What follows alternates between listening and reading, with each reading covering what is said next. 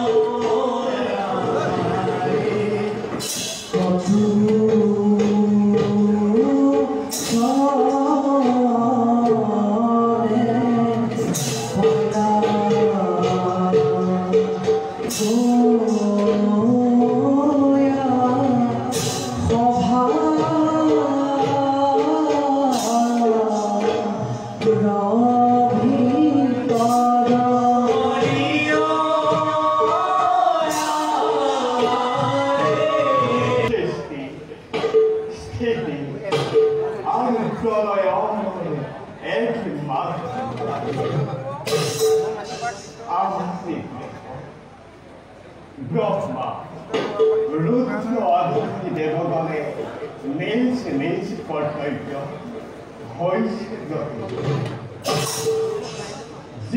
ইন্দ্ৰিয়গণৰ বৰ্ধিত হৈ সৃষ্টিৰ নিয়ম উলংঘা কৰিছে সেইজনক আমি আমাৰ অস্তিত্বৰ কথা কোৱা নাই আপুনি ঘৰতে বিৰাম কৰি ধৰ্ম সংস্থাপনৰ উদ্দেশ্যে যুগে যুগে মই ধৰ্ম অৱতাৰ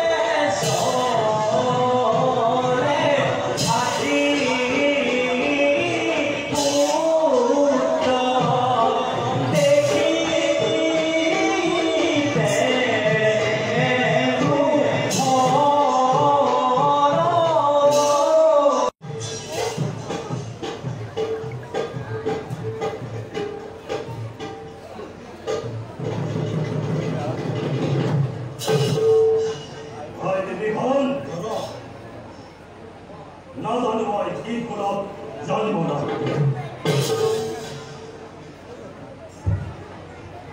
আজি সন্তে তোমালৈ মই যোগ্য প্ৰতিদান দিম দেখ মোৰ এই বাহুবল দেখ মোৰ এই লংকেশ্বৰ নাম কিয় কৰিব কাৰণে চিন্তা বৃথা হ'ব বাহুবল অখণ্ড পতাবী বীৰ শূন্য হোৱা নাই এই বসুন্ধৰাত ভাই এতিয়াও জীৱিত আছে কোন সেই মহাবীৰ এই ৰাৱণৰ বাদে পিতা হোৱা নাই জন্ম তেনে কোনোজন যিজনে খাই যাব পাৰে আমাৰ হাতত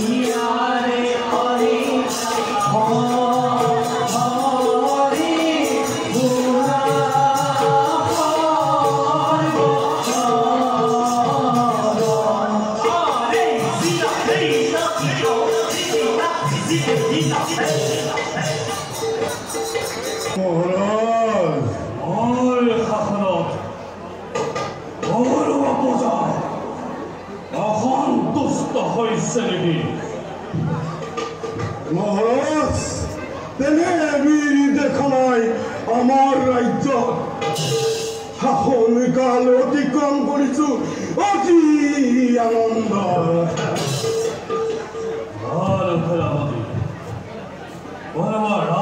রাষ্ট্রকে দেখা দিছে নেকি আর যদি দেখা দিছে তেন্তে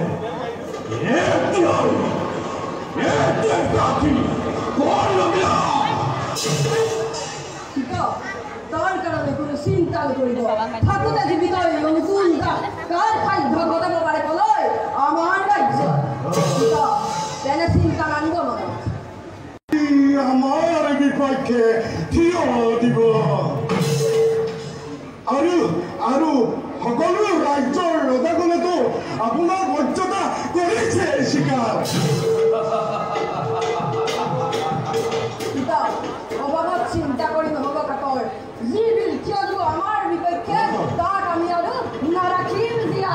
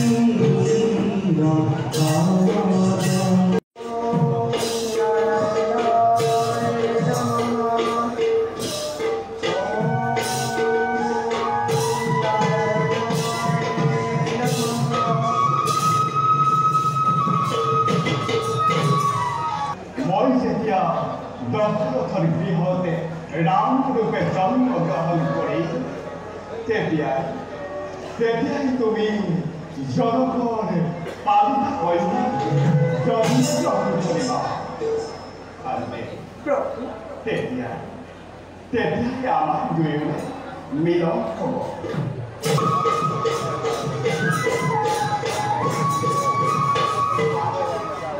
কোন তুমি অপূর্ব নারী কিবা নাম তব কিবা হেতু প্রবেশিলা এই গভীর অরণ্যের মাঝে হরিয়ার্জুনা করিবার বাবে আসিছিল এই অরণ্যের মাঝে কালময় বিস্তার ফল যাও এতিয়া মোৰ নিষ্কি হল বেদবতী কি যে তোমার চকুর সামনে তোমার চকুর সামনে পাই মোর মন হয়েছে আপ্লুত। দেবী তুমি মই কোন তুমি জানালে মই হলো লঙ্কার রাজা মোর নাম হল রাবণ। দেবী তুমি ও স্বামী রূপে বরাবর বলে দাও আমি স্বর্ণলঙ্কা লই তেনে কথা নকব পক্ষী রূপে মই প্রস্তুত করিল বরণ চাও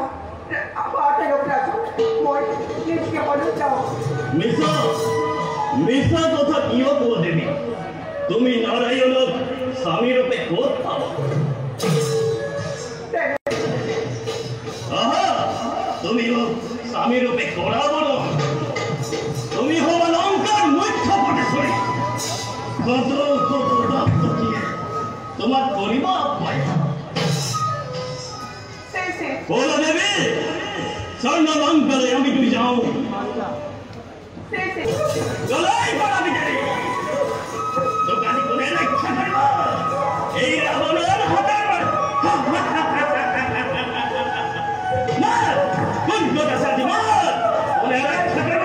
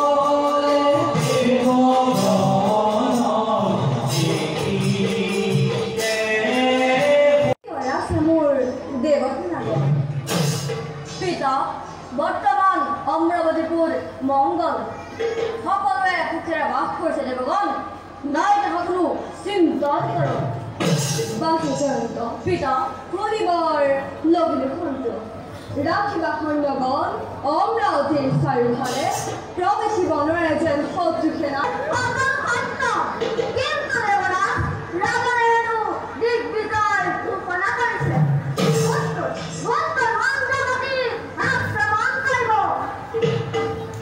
Hare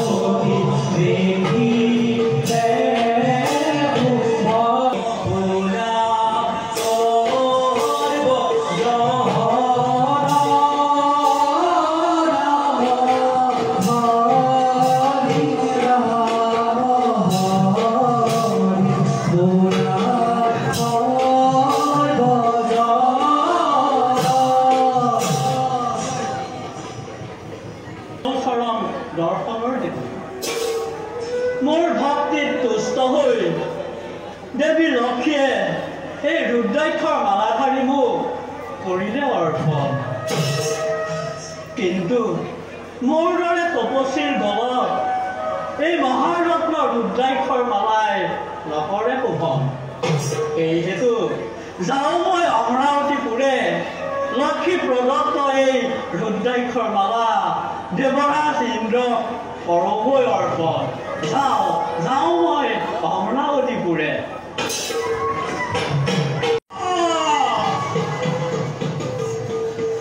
কি কৰিলি পাখণ্ড, পাই গ'ল মোক দেৱৰ কিনাৰতে লক্ষ্মী প্ৰদত্ত ৰুদ্ৰাক্ষৰ মালা তই ঘৃণা কৰি হস্তীৰ ডিঙিত পিন্ধাই এই দুৰ্বাসাক তই কৰিলি অপমান। জগত জননী মহালক্ষ্মীক তই কৰিলি অপমান। নুবুজিলি এই দুৰ্বাসাক পপৰ প্ৰকোপ। চাওঁতো এই দুৰ্বাসাক অপমান কৰা কি ভীষণ পৰিণাম। চাওঁতো আজি কোনে ৰক্ষা কৰে।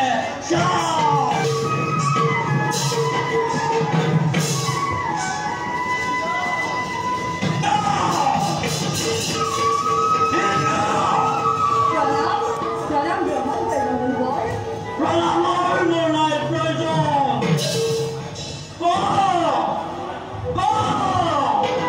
মই দিয়া ৰুদ্ৰাক্ষৰ মালা তই কি কৰিলি?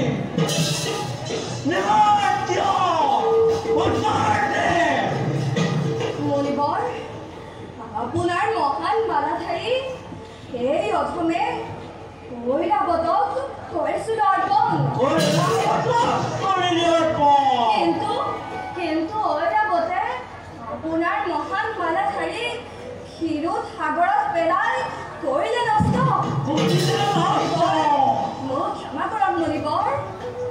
দুৰ্ঘপাখণ্ড এই দুৰ্বাসাক অপমান কৰাৰ কি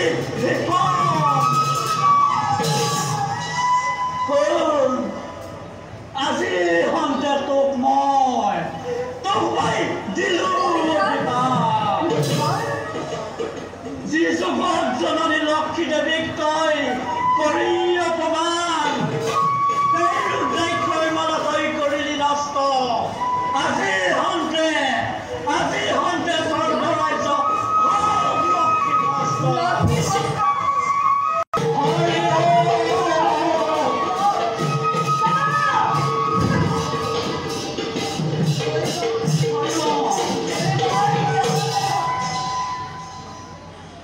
মণিবৰ, মোৰ মুক্তি মণিবৰ।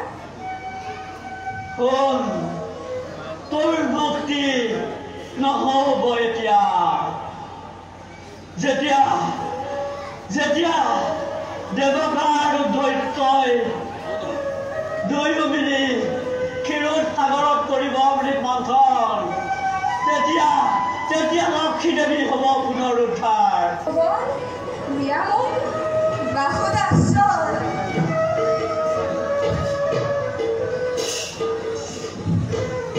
পঢ়াৰ মাজে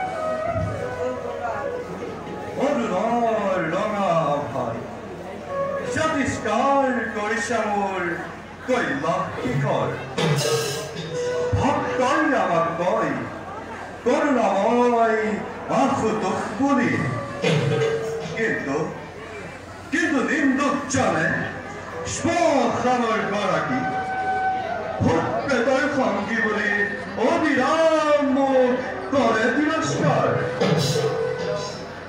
সেই জেলে আমার নকীয় আমি মাত্র জানো যত জীব তত জীব যত জীব তত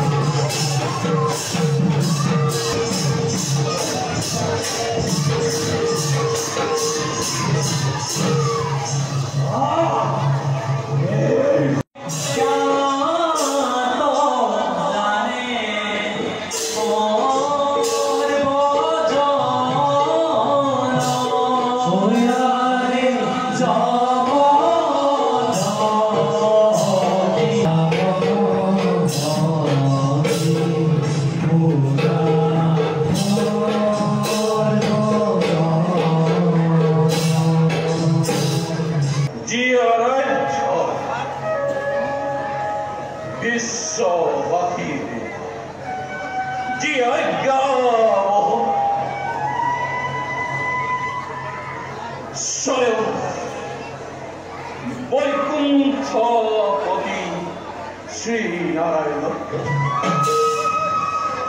পুত্ররূপে পাবলৈ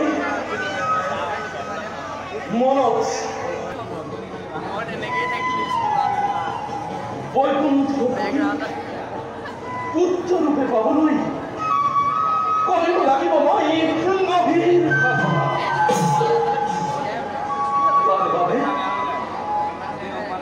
তাৰ বাবে যমৰ ভগিনী তই আৰম্ভ কৰিব লাগিব। যাওঁ মই এতিয়া গভীৰ অৰণ্যৰ মাজে।